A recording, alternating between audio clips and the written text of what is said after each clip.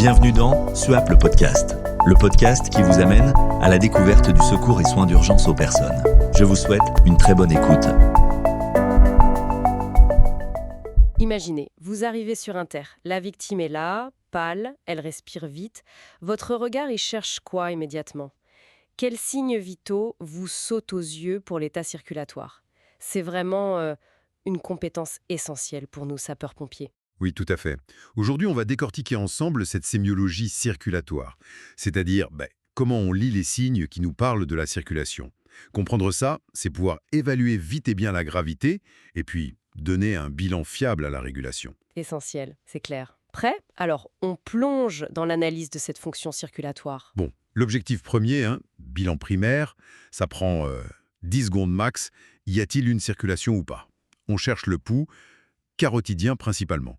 Et un point clé, vraiment, si on sent le pouls carotidien mais pas le radial, au poignet, donc Ah oui, c'est ça? la fréquence C'est ça. rapide, lent, Oui. l'amplitude, Oui. est-ce qu'il est fort, bien frappé, ou au contraire faible, filant, C'est ça. et puis le rythme, Régulier ou pas. exactement, c'est 3 aspects déjà. Ensuite, bilan secondaire, là on prend 1 minute pour affiner. La fréquence cardiaque, donc, on compte les battements sur une Minute complète. Oui, sur 1 minute. Chez l'adulte, la norme c'est quoi? Entre 60 et 100 par minute. Au-dessus, on parle de tachycardie. En dessous, bradycardie. Et attention, la bradycardie, c'est souvent un signe de gravité. Surtout chez le nouveau-né.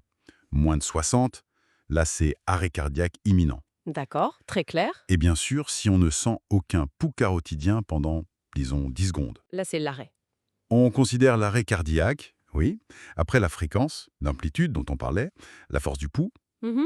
S'il est mal frappé, faible, difficile à sentir, ça suggère souvent une baisse de la pression artérielle, une détresse. Logique. Et le rythme alors, si c'est irrégulier? Là, toute irrégularité, ça doit alerter systématiquement. Faut le noter, le transmettre, c'est un signe d'anomalie possible du cœur. D'accord. Ces détails sur le pouls, c'est vraiment la base.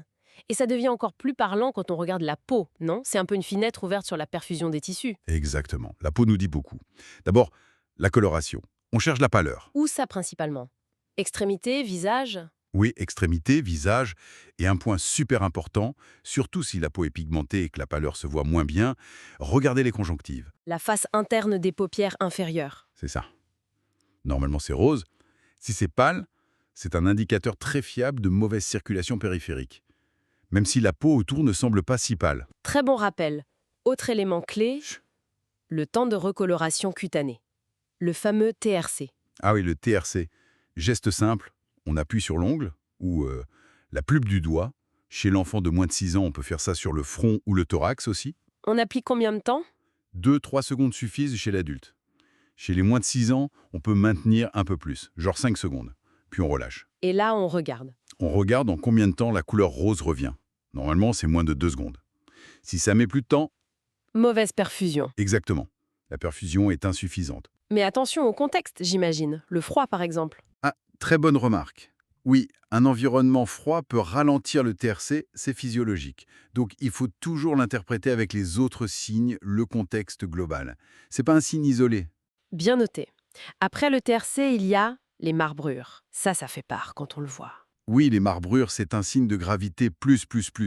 Cet aspect bleuté, violacé, qui ressemble à du marbre. On les voit où souvent? Genoux, abdomen? C'est ça, genoux, abdomen, parfois les membres. Ça indique que le sang stagne dans les petits vaisseaux. C'est une détresse circulatoire très grave. D'accord. Et dans le même arbre d'idées, les extrémités froides. Oui, bon, évidemment, si la victime est en hypothermie générale, c'est normal. Mais hors contexte de froid intense, si ses mains sont froides comparées aux vôtres, Ça veut dire quoi? ça indique une vasoconstriction périphérique. En gros, le corps essaie de garder le sang chaud pour les organes vitaux.